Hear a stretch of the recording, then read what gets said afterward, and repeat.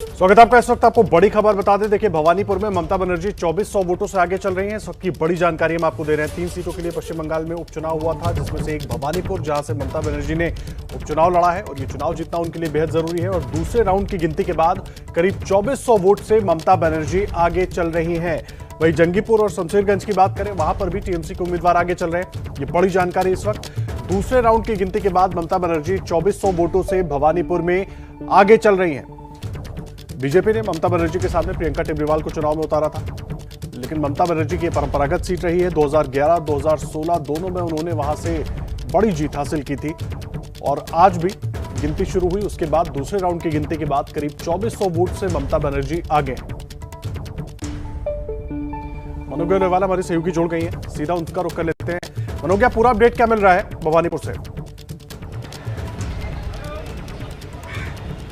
देखिए, सबसे बड़ा अपडेट अभी यह है कि 2400 पे बढ़त होकर अब 2800 हो गया है। तो मुख्यमंत्री ममता बनर्जी विधायकी का जो चुनाव लड़ रही हैं इस समय भवानीपुर से, वहां से 2800 की जीत पे अभी यानी कि ट्रेलिंग पे दर्ज कर रही हैं। लेकिन वहीं दूसरी ओर बाकी दोनों जो जिले हैं या दोनों कॉन्स्टिट्यूंसीज हैं, यानी कि शमशेरगंज और उसके साथ साथ जंगीपुर, वहां पर भी टीएमसी की एक जगह 250 से सीट तो दूसरी जगह यानी कि जंगीपुर में जाकिर हुसैन इस समय 1717 वोटों से आगे हैं। तीनों जगह से इस समय तृणमूल कांग्रेस लीड लिए हुए। लेकिन उड़ीसा में पीपली में बीजेपी ने बढ़त हासिल की है बीजेडी के खिलाफ। हालांकि वो बीजेडी की परंपरागत सीट है, ये सुबह के रुझान है, इसमें परिवर्तन भी हो सकते हैं।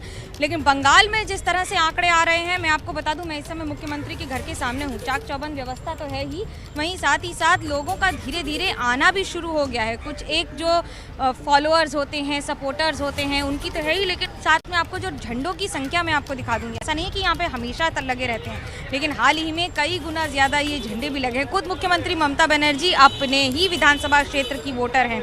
भवानीपुर में मित्रा इंस्टीट्यूशन से वोट करती हैं। अभिषेक बनर्जी ने भी इस बार वहीं से वोट किया है।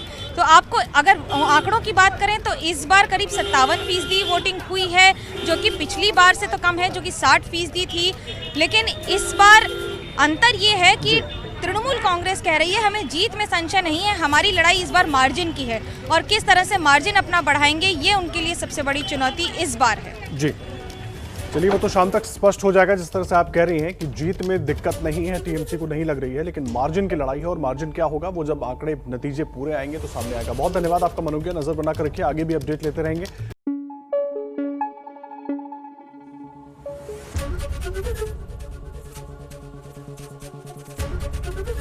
एबीपी न्यूज आपको रखे आगे।